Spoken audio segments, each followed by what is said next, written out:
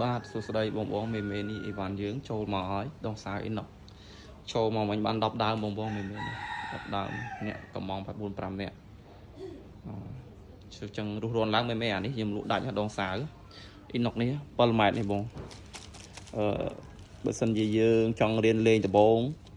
យើងអាចយកនេះទៅសាកលេងបាទបងណាអ៊ីណុកម្ដងតែ60000ទេមេធូរថ្លៃមែនតើនេះវ៉ាន់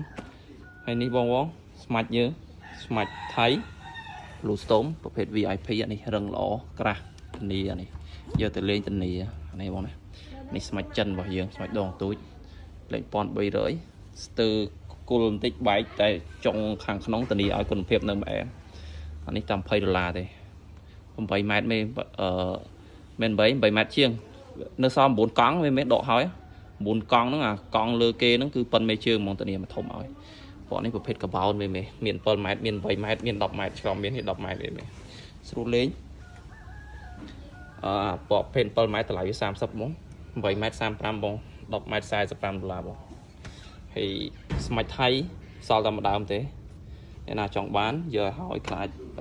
គេយកបាត់បាទដងសាវហើយកបោមន់ធ្នាក់យើងមាន3មេ1 25000ស្អាតនេះសាច់ចាក់បាទស្អាតហោងធំនេះហើយស្គុតរុំដងសាវក៏មានមេនេះស្គុតរុំដងសាវយើងមួយតែ3000នេះមេមួយតែ3000អានេះលក់មួយតែ3000នេះមាន10បងណាចង់រុំដងសាវអីសនុកកាន់ឲ្យឈឺដៃអីកាន់ទៅជាប់ល្អនេះយកស្គុតនេះអាចទៅរុំបាននេះមួយដុំ3000ហ្នឹងហើយបងត្រូវការដងសាវអីអាចឆាតមកបានបង